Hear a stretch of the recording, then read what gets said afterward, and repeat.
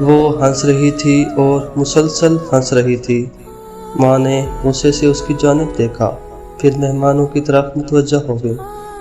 وہ سمجھ گئی آج پھر کلاس ہوگی۔ مہمانوں نے رخصت چاہی، ماں بھی دروازے تک گئی۔ اس نے جلدی جلدی برتن سمیٹنا شروع کیے۔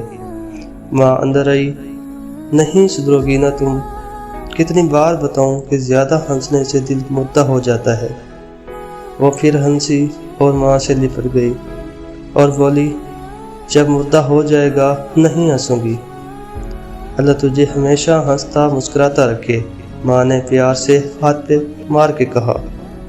وقت گزرتا گیا اور اتنی تیزی سے گزرا کہ پتہ ہی نہیں چلا کہ کب گھر کی چڑیا چھوڑ بابل کا دیس پیا کے آنگنا پہنچ گئی۔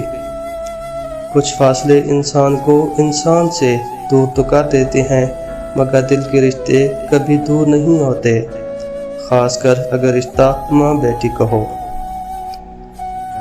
وہ مہینے میں ایک بار آتی اور وہ بھی چند گھنٹوں کے لیے۔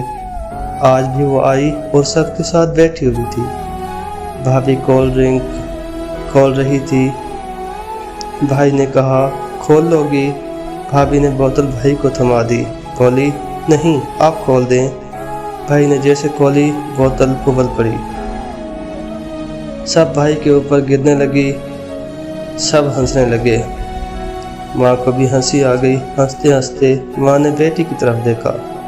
ایسی باتوں پہ تو وہ ہنستے ہنستے لوٹ پوٹ ہو جاتی تھی۔ وہ سر جھکائے بیٹھی ہوئی تھی۔ ماں نے اس کے سر پہ پیار سے ہاتھ پھیرا۔ ماں بولی، کیا بات ہے، تم نہیں ہنسی بیٹی؟ اس نے ماں کو دیکھا اور بولی، ماں دل مردہ ہو گیا ہے۔ خدارا کسی کی بھی بہن بیٹی کو بیاہ کر لانے کے بعد اس کو خوش رکھنا بھی آپ کی ذمہ داری ہے۔ کسی کے لبوں کی مسکراہٹ کبھی نہ چھینو۔ بیوی اور بہو لانا جانتے تھے، تجھے بھی جانو کہ وہ اپنا گھر سامان، ماں باپ، اپنا سب کچھ چھوڑ کر آئی ہے۔ سب کچھ اس نے قربان کر دیا ہے۔ اس سے بڑی قربانی اور کوئی ہو بھی نہیں سکتی۔ خدارا ان کا خیال رکھا کریں۔